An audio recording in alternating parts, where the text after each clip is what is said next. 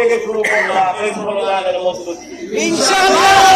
ক্যাম্পিংয়ের মধ্যে প্রথম ক্যাম্পিং করলাম ঈদের মধ্যে এখন আমরা বলেন না।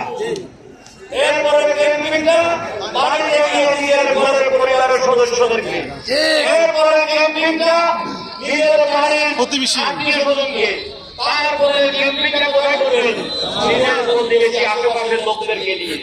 পছন্দ সবাই এই ক্যাম্পিং করার পরে আমাদের কোনো বাড়ি কোনো ঘর বাকি থাকবে না, এই বাড়িতে আমাদের ক্যাম্পিং পৌঁছে যাবে।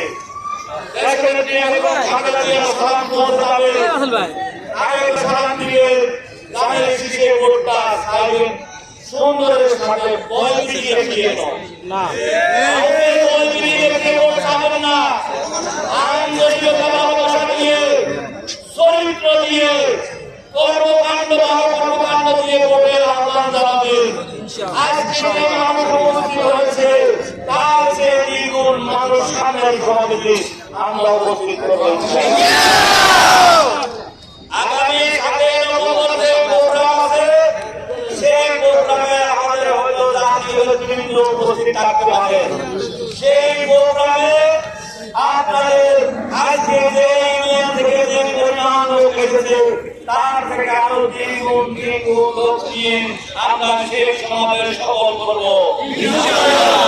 প্রতিদ্বন্দ্বীরা আছে তাদেরকে এবং আমাদের শুভাকাঙ্ক্ষীদের জানিয়ে দেবো এই বীরসভার মাঠে তাদের শিক্ষের গাড়ি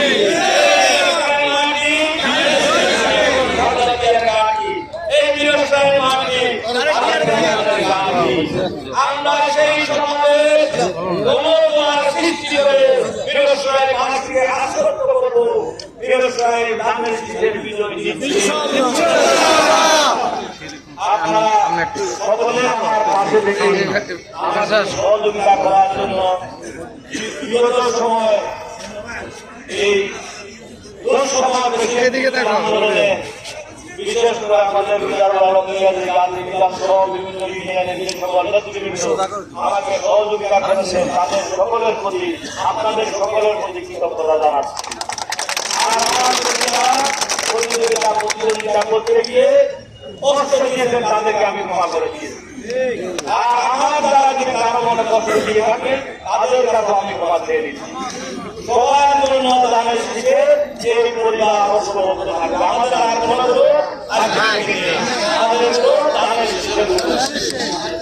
এখান থেকে আসবে সবাইকে আমরা সম্মান শ্রদ্ধার সাথে জায়গা করে দেবো। সেটাই হচ্ছে আজকে আমাদের সেখান থেকে আমাদের সফল।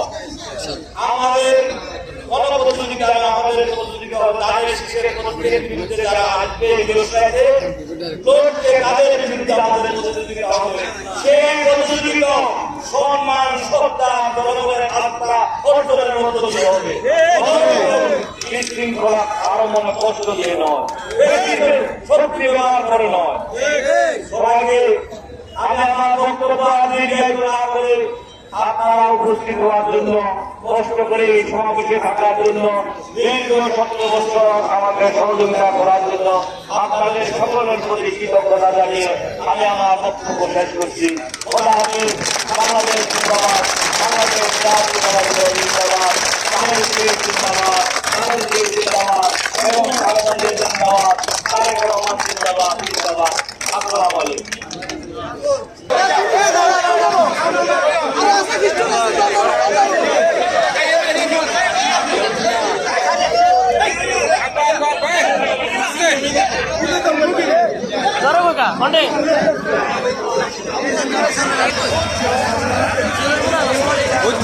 भैया